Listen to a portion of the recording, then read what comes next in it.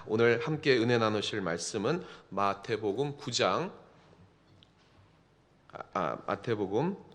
14절에서 17절까지 말씀이 되겠습니다. 우리 마태복음 9장 14절에서 17절 말씀을 다 함께 봉독해 올리겠습니다. 그때에 요한의 제자들이 예수께 나와 이르되 우리와 바리새인들은 금식하는데 어찌하여 당신의 제자들은 금식하지 아니하나이까? 예수께서 그들에게 이르시되 혼인집 손님들이 신랑과 함께 있을 동안에 슬퍼할 수 있느냐?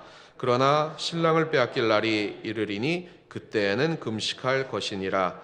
생배 조각을 낡은 옷에 붙이는 자가 없나니 이는 기운 것이 그 옷을 당기어 헤어짐이 더하게 됨이요 새 포도주를 낡은 가죽 부대에 넣지 아니하나니 그렇게 하면 부대가 터져 포도주도 쏟아지고 부대도 버리게 됨이라. 새 포도주는 새 부대에 넣어야 둘이 다 보존되느니라. 아멘. 네. 오늘 본문 말씀을 근거로 말씀의 제목을 한번 따라해 주시기 바랍니다. 새로운 자유. 새로운 자유. 네, 이러한 제목으로 여러분과 함께 짧게 은혜 나누도록 하겠습니다. 어제 드디어 마음과 목사가 안산 시민이 되었습니다.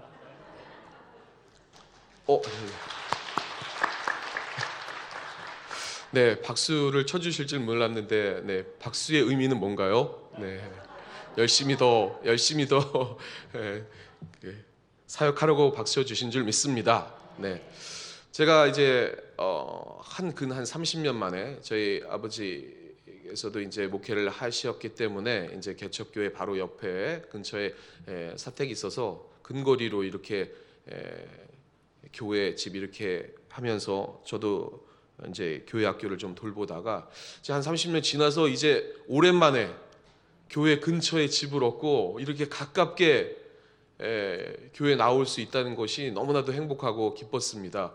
그래 이렇게 기뻐도 되나라고 생각을 하면서 문득 이런 생각이 든 겁니다. 이 근처에도 또 우리 집 근처에도 우리 성도님들이 계실 텐데 뭐 몸가짐을 좀 조심해야 되나 하는 이런 생각을 했습니다. 왜냐하면 제가 전에 살던 김포에도 우리 이제 여의도에 있을 때 교육자들이 많이 이제 서울권 지방에서 이제 집값이 많이 오르다 보니까 이제 그 강서구 쪽으로 또 강서구에서도 집값이 많이 오르다 보니까 이제 김포 쪽으로 많이 이사를 가서 많이 사셨어요. 직원분도 많이 사시고 또 집 근처 동네에도 많이 있어서 마트를 가면 꼭 거기서 이렇게 교육자나 직원분들을 보는 겁니다. 그럼 이게 편한 복장을 입고 가다가도 이러면서 인사를 해야 되나 말아야 되나 이렇게 돼서 만나면 안 되겠다. 좀 불편하다. 그래서 편한 복장을 입고 S마트 영업 종료 시간이 오후 11시더라고요.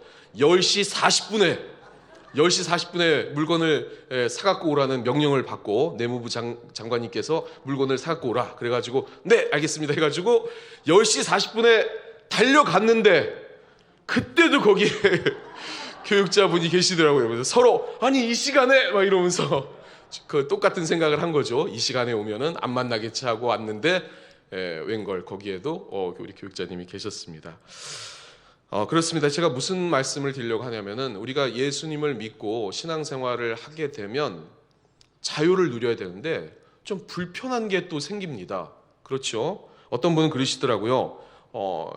교회를 신앙생활을 하니까 노래방을 못 가겠다고. 나는 가요를 되게 좋아하는데 가요도 못 부르고 이거 불편해서 못 살겠다 이러시는 분이 있더라고요. 우리 이 빌딩에도 노래방이 2개나 있더라고요. 같은 층에. 깜짝 놀랐습니다. 아니 이렇게 노래방이 잘 되나 하면서 네, 이러한 불편을 감수하면서도 왜 우리가 신앙을 생활을 하는가? 오늘 본문 말씀에 예수님이 오셔서 자유를 선포해 주셨어요.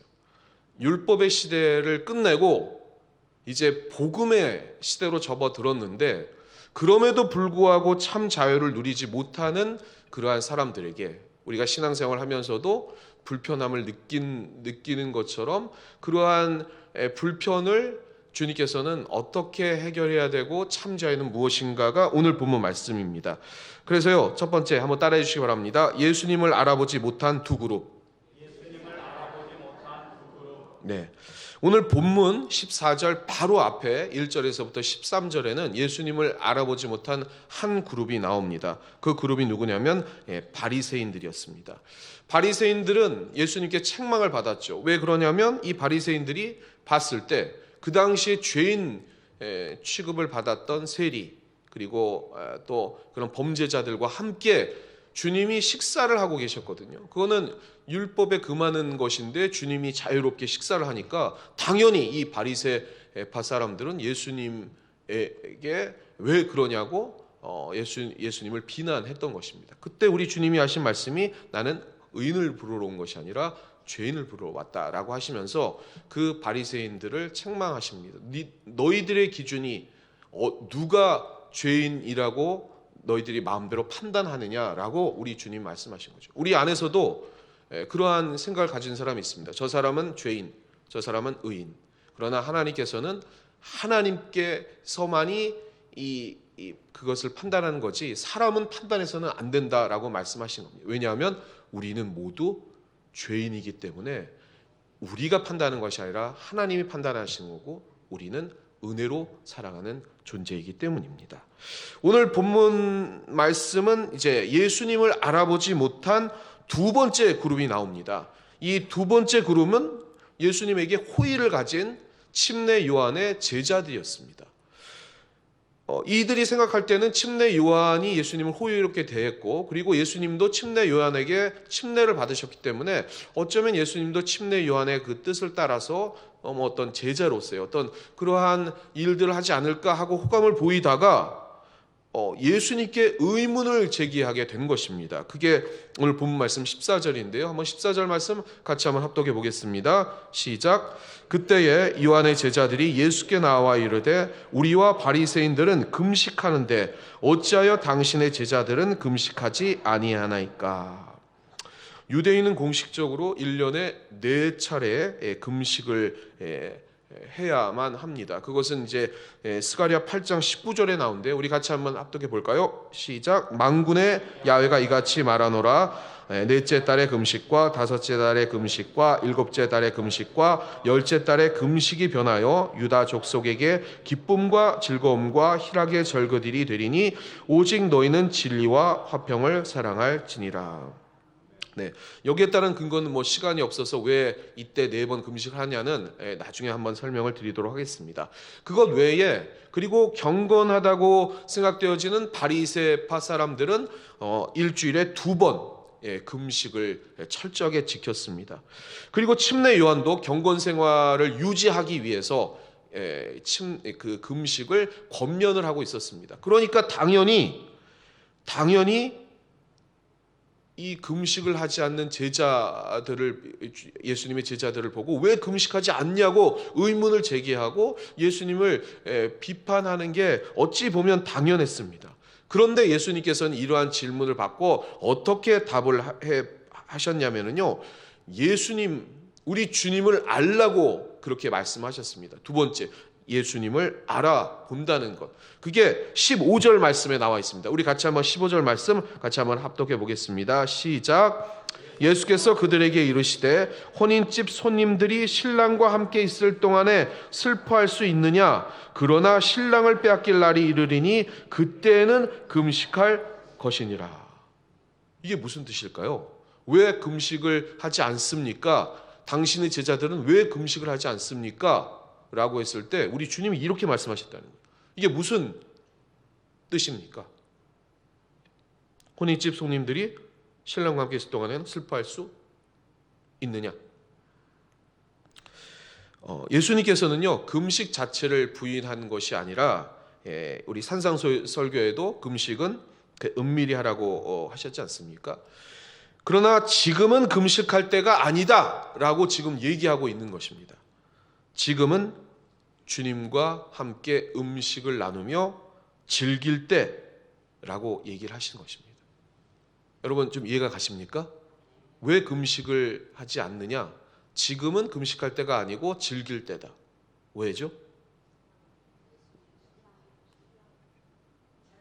금식을 누구에게 하는 겁니까?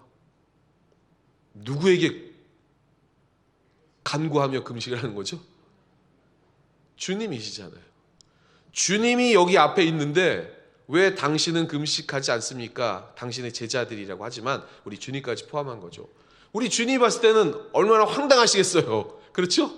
금식을 하며 그 간구를 받으실 대상한테 왜 금식하지 않냐고, 어찌 보면 당연하지만 그런 질문을 하니까 우리 주님이 말씀하시는 겁니다. 혼인집 손님들을 신랑과 함께 있을 동안에 어떻게 슬퍼하겠느냐. 같이 잔치를 벌이며 즐거워해야지. 지금은 즐길 잔치 때다라고 얘기를 하신 것입니다. 우리 주님을 통해 참 자유가 선포되었고, 소외된 자가 위로를 받고, 병든 자가 치료를 받고, 눌린 자가 해방이 되고, 그리고 죄에서부터 구원의 복음이 선포되었는데, 그것이 지금 일어나고 있는데 슬퍼할 때가 아니라 같이 그 자유를 만끽할 때다라고 말씀을 하고 계시는 것입니다. 우리 사랑하는 성도 여러분, 금식의 진짜 목적이 뭡니까? 금식의 목적. 왜 우리가 금식을 하죠?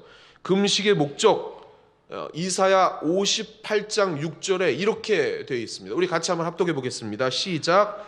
내가 기뻐하는 금식은 흉악의 결박을 풀어주며 명예의 줄을 끌어주며 압제당하는 자를 자유하게 하며 모든 멍에를 꺾는 것이 아니겠느냐.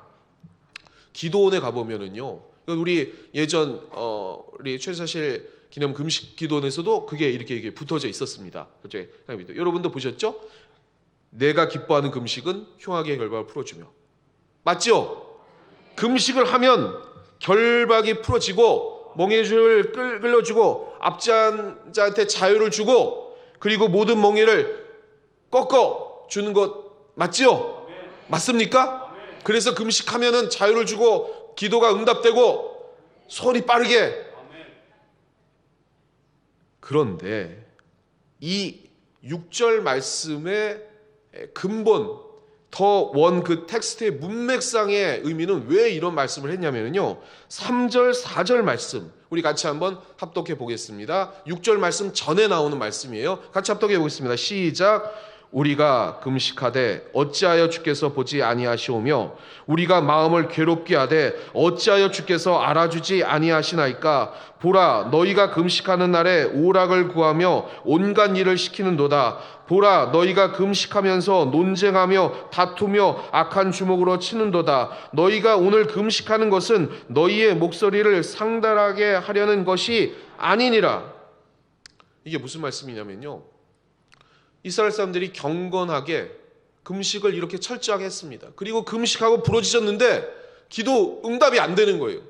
그래서 하나님 앞에 원망하면서 얘기를 하는 겁니다. 왜 우리가 금식하면서 마음도 괴롭게 하고 그렇게 부르짖으면서 기도했는데 왜 응답되지 않습니까? 라고 하나님 앞에 말씀드렸더니 하나님이 뭐라 그러셨냐면, 너희가 금식하는 날에 오락을 하고 세상 것들을 취했다는 거죠. 그리고 온갖 일을 시키고 이웃에게, 자기의 종업원에게 막 함부로 해하고 그들을 다그치고, 그리고 착취하고 비난하고 정죄하고, 그리고 4절에 보니까 금식하면서도 논쟁하고 다투고 악한 주먹으로 치고. 그러니 너희가 금식하는 것은 신앙과 분리되어 있고 형식주의적인 신앙이었고, 그리고 그것 가지고 내게 부러지셨으니 내가 어찌 응답할 수 있느냐.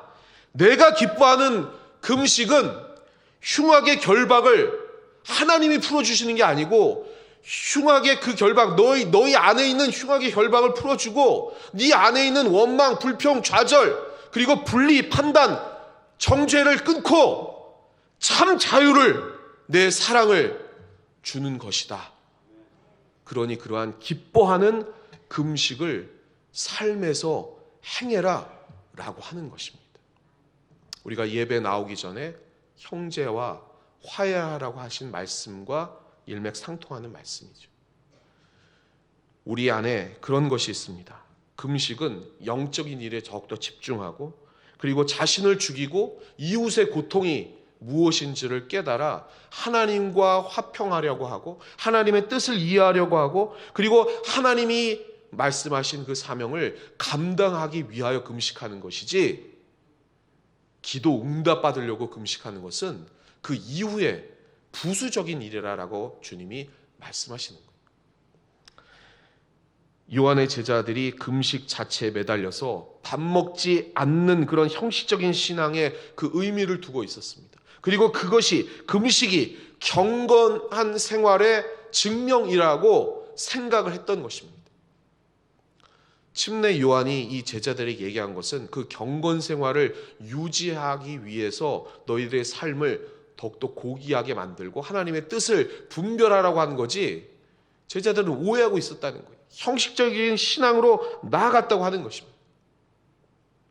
말씀의 결론과 적용을 맺도록 하겠습니다. 우리의 왜곡된 그 시선과 그 편견 때문에 주님의 그 참 자유를 방해하는 우리의 삶의 신앙 공동체, 우리의 가정에 일들이 있다면 오늘 먼저 회개하는 여러분 되시길 바랍니다. 왜냐하면 지금은 잔치의 때입니다. 주님이 오셔서 우리에게 사랑을 주시고, 주님이 오신 이유, 모든 것 던져주시기 위해서 오신 그 참 사랑의 자유 안에서 진짜 기뻐하고 그 사랑을 누리고 화목하고 평강의 왕으로 오신 그 주님의 그 평화를 선포하고, 그리고 우리 안에서 자유롭게 누리는 그 기쁨 가지고 세상에 소외되고 슬퍼하고 힘들어하고 눌려있고 병들어 있는 그 영혼을, 한 영혼을 집중하여 주님의 복음을 증거할 때라는 것입니다. 그런데 그 마음이 없다면 그때서는 우리 주님이 말씀하신 것처럼 신랑을 빼앗길 날, 빼앗겼으니 그때는 금식하셔야 된다는 거예요. 오늘 내 안에 주님이 좌정하시지 않았다면 금식을 선포하시면서 기도하시기 바랍니다. 그리고 주님이 찾아오셨다면, 그 평강의 왕으로 오신 그 주님이 내 마음속에 오셨다면 우리 안에 모든 편견과 그러한 주님의 참 자유를 방해하는 그러한 여러 가지 시선들을 다 제거하시고 주님이 주시는 진정한 평화를 누리시는 여러분 되시기를 주님의 이름으로 축원합니다. 왜냐하면 지금은 우리 주님이 오시는 잔치의 때이기 때문입니다. 우리 주님이 여러분에게 말씀하십니다. 얘들아, 내가 잔치를 벌이러 왔다. 내 안에 참 자유를 누려라. 내가 너에게 사랑을 주겠다. 기쁨을 주겠다. 즐거움을 주겠다. 그 안에서 화목하고 그 안에서 사랑하고 그 사랑으로 아직도 사랑이 선포되지 않는 곳에 가서 복음을 전하고 증거하렴. 이게 오늘 주님의 말씀입니다. 그 평강의 왕으로 오신 그 주님, 다시 한번 마음껏 주님과 잔치하시는 여러분의 삶이 되시기를 주님의 이름으로 축원합니다. 축원합니다.